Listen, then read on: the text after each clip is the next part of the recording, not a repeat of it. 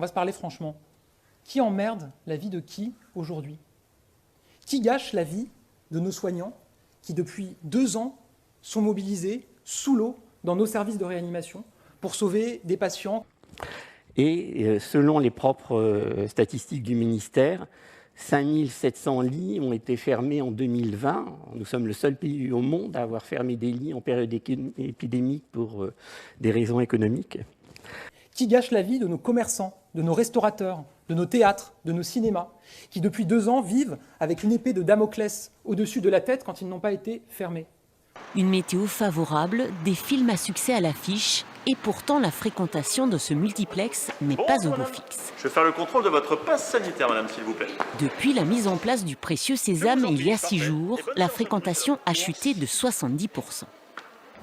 Qui gâche la vie de nos personnes âgées, qui sont contraintes de vivre dans la solitude, dans la peur, Les chiffres que nous enregistrons depuis quelques jours dans notre pays, j'aurais tendance à parler de raz-de-marée, s'agissant du variant Omicron.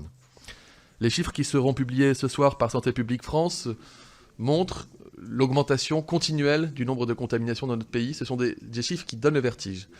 Il y a 208 000 Français qui ont été diagnostiqués positifs au Covid au cours des 24 dernières heures. J'ai fait un rapide calcul avant de vous rejoindre.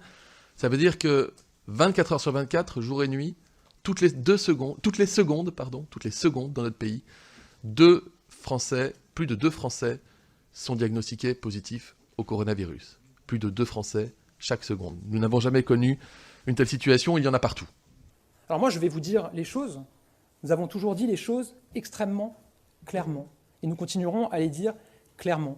Et je veux aussi être clair, je ne rendrai pas la vaccination obligatoire. Pour nous protéger et pour notre unité, nous devons aller vers la vaccination de tous les Français. Et je vais vous dire que les propos du président de la République me semblent très en deçà de la colère d'une très grande majorité des Français face à ce choix qui est fait de s'opposer au vaccin.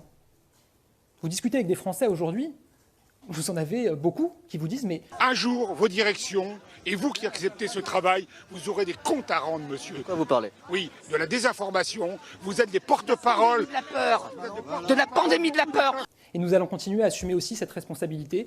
Comme l'a dit le président de la République ce matin, on agit, on explique et on assume.